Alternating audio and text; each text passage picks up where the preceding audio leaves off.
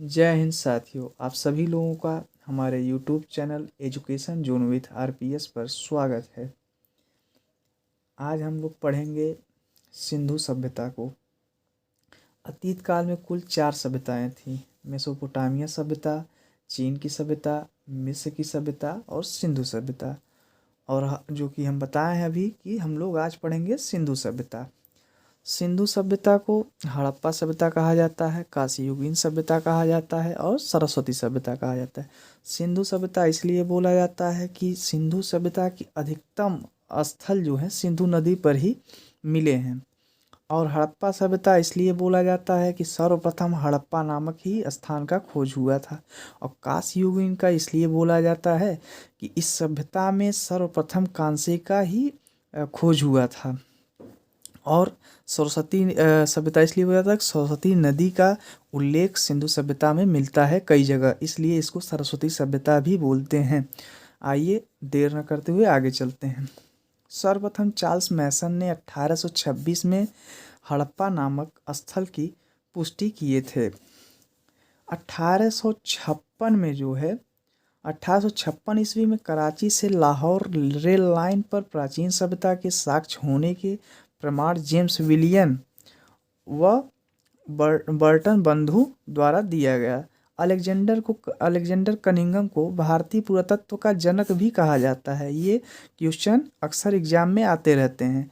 अब इनको क्यों भारतीय पुरातत्व का जनक कहा जाता है? दरअसल बात यह था, 1856 में जब कराची से लाहौर रेल लाइन का पर काम चल रहा था, तो उस समय भारतीय पुरातत्व विभाग के महानिदेशक के रूप में अलेक्जेंडर कनिंघम ने काम किया था, इसलिए इनको भारतीय पुरातत्व का जनक कहा जाता है।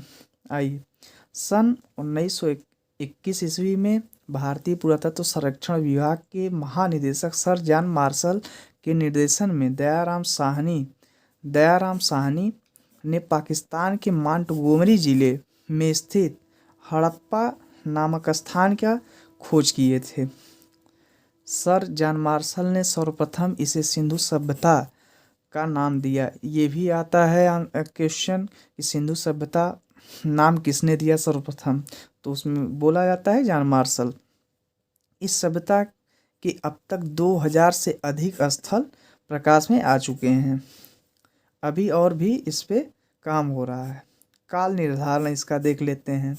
पूछता है काल निर्धारण कि किसका कितना है। सिंधु सभ्यता की तिथि निर्धारित करना भारतीय पुरातत्व का विवादाग्रस्त विषय रहा है, इसीलिए इसमें कई विद्वानों का अलग अलग मत है। जॉन मार्शल कहते हैं 3250 ईसा पूर्व से 2750 ईसा पूर्व। माधव स्वरूप वत्स कहते हैं 3500 ईसा पूर्व से 2700 ईसा पूर्व।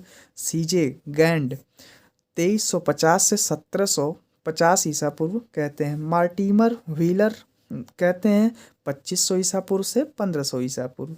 रेडियो कार्बन जो C14 होता है, इसमें क्या है कि 2500 ईसा पूर्व से 1750 सर्वाधिक यही मान्य होता है। ये इससे क्यों पूछा जाता है? C40 जो होता है, इससे जो जीवाश्मों का आयु पता किया जाता है, इसीलिए इसको सर्वाधिक मान्य है। आइए आगे चलते हैं देर न करते हुए। इसका विस्तार क्षेत्र भी कई बार पूछ लेता है। देखिए, उत्तर में मांडा है, दक्षिण में दायमाबाद है, पश्चिम में सुतका गेंडोर बलूचिस्तान में है पाकिस्तान, और पूरब में आलमगीरपुर, ये मेरठ में पड़ता है उत्तर प्रदेश, हिंडन नदी के किनारे।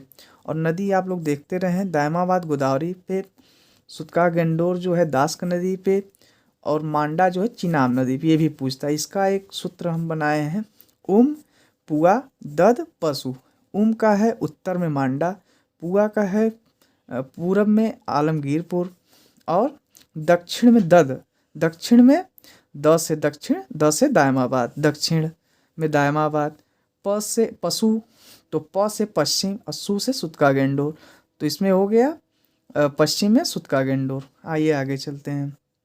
हड़प्पा सभ्यता के अवशेष पाकिस्तान और भारत में पंजाब, सिंध, बलूचिस्तान, गुजरात, राजस्थान, हरियाणा, पश्चिमी उत्तर प्रदेश, जम्मू कश्मीर, पश्चिम महाराष्ट्र के भागों में पाए जा चुके हैं। इस सभ्यता की आकृति त्रिभुजाकार थी। जैसे देखिए यहाँ हम बताए हैं जो आप लोगों को मांडा, दायमाबाद और सुतकागेंडो, इसका जो है ऐसे जुड़ा हुआ है, ये ऐसे जुड़ा हुआ है। इसका ये देखिए आकृति यहाँ बनाए हैं, यहाँ तो ऐसे हो जा रहा है, यहाँ आकृति देखिए ऐसे आकृति त्रिभुजाकार इसका बनेगा। मांडा, दायमाबाद, सुतकागेंडो, आलमगीरपुर। विस्तार क्षेत्र लगभग, इसका विस्तार क्षेत्रफल जो है 15 लाख वर्ग किलोमीटर है। स्टुअर्ट पिंगट ने हड़प्पा एवं मोहनजोदाड़ो को जुड़वा राजधानी बताया है। इसको भी आप लोग ध्यान देंगे। सिंधु सभ्यता का निर्माण आइए देखते हैं। इस सभ्यता के प्राप्त साक्ष्यों से पता चलता है कि मोहनजोदाड़ो की जनसंख्या एक मिश्रित प्रजाति थी। मोहनजोदाड़ो की जनसंख्या एक मिश्रित प्रजाति की थी, जिसमें कम से कम 4 प्रजातियाँ थीं। इसमें कम से कम 4 प्रजातियाँ थीं। पहला प्रोटो ऑस्ट्रेलाइड, दूसरा भूमध्य सागरी, तीसरा अल्पाइन और चौथा मंगोलायड। और इस पे आम तौर पर यही धारणा है कि मोहनजोदाड़ो के लोग मुख्यतः भूमध्य सागरीय प्रजाति के थे। ये ज़्यादा इम्पोर्टेंट है, भूमध्य सागरीय प्रजाति के थे। किंतु कुछ अन्य विद्वानों का भी भिन्न भिन्न धारणाएं हैं। जैसे देखिए यहाँ विद्वान लिखा है, यहाँ निर्माण लिखा है कि मतलब किसने किसने निर्माण किया है, अलग अलग मत है। डॉक्टर लक्ष्मण स्वरूप का मत है कि ये मोहनजोदाड़ो के लोग आर्य थे।